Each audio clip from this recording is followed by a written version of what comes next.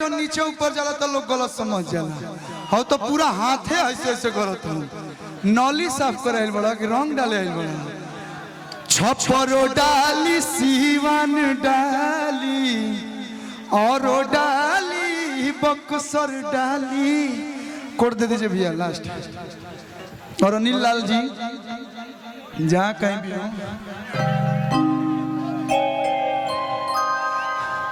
क्या आदेश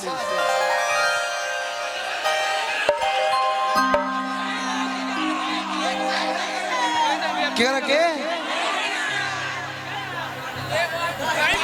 तारा हम नहीं भावत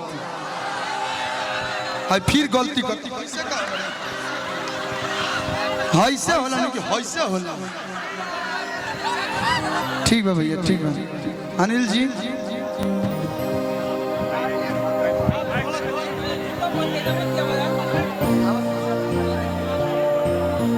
कि तहार मिक्सी हमार मिक्सी दोनों के मिक्सी बा काला काला हमारे। अच्छा माही मनीषा जी के आप लोग चाहते हैं लोग। अच्छा दोनों आदमी के साथ हमार मतलब परफॉर्मेंस चाहते हैं लोग। खुल के बोलो पगला तने एक बार जोर से हल्ला कर दलो कि आ जाओ जोर से हल्ला कर दलो। हम चाह कि माही मनीषा जी देखिए जो है हम लोग आज अपने लिए नहीं पब्लिक के लिए आए हैं। पब्लिक जो कहे वही करना चाहिए क्या तो मतलब मैं इंग्लिश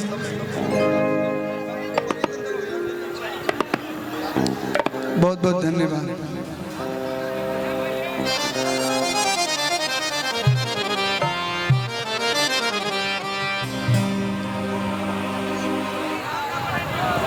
देखिए अभी पुरान के माहौल अभी है जितना लोग बालोगी लोग रही लोग जब तक रुआ रह तब तक भैया वोट दीजिए। कहाँ गए आज तबला आवाज करे टीम जैसा किया के नाच रे पतर की देखा फिर ये कौन नागिन का नाम है इनकर बीटू वाह भाई वाह कहाँ घर है जे ना कह सकल ऐसे कहते हाँ है ना है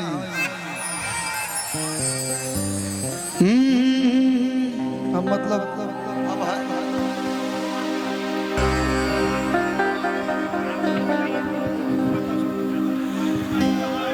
कहाँ गए लोग। हेलो हेलो चेक प्लीज माई मनीषा जी मंच पर आए।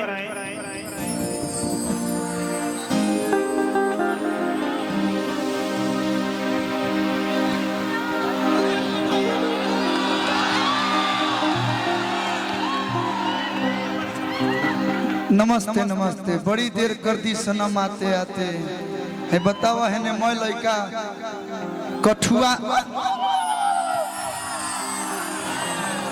वाह वाह वाह भैया साफ रुआ मतलब बढ़िया आदमी बनी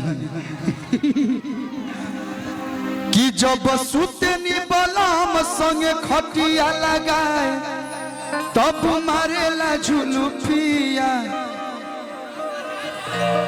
कौन चीज हवा साए साए रे बलम के झुलुपिया। एक बात कही बुरा ना माने है करिया जैकेट खोल दे तो हमारा रुआ बढ़िया लागो। कहाँ से डरे से ले अवतारू हो पेन्ही के मिजाज झनक अवतारू हो कि बबी ई कौन फैशन देखावतारू हो ढके वाला चीज झलक अवतारू हो सिवान के लइकन के देखना मुआ बतारू हो बबी ई कौन फैशन देखावतारू हो बुझाला कि यही ब्रह्मांड में से मैं स्टेप निकलेला कि लव करे खातिर बाबू अरे किंचन कोरा तारा काहे बोला बका बका अरे यही तू बोला तारा 5 मिनट में तू हो जाइब पाला। दोनों के सामने 5 मिनट टिकेगा रे तुम लोग। अरे की हो जाइब हाला हो जाके भाई कहता कि तुहार मिक्सी हमार मिक्सी दोनों के मिक्सी बा काला काला।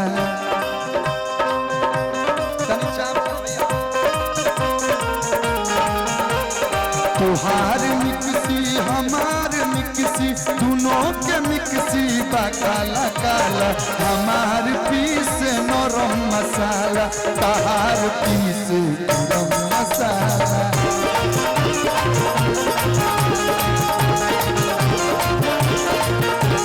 हमार पीस नरम मसाला तहार पीस गरम मसाला।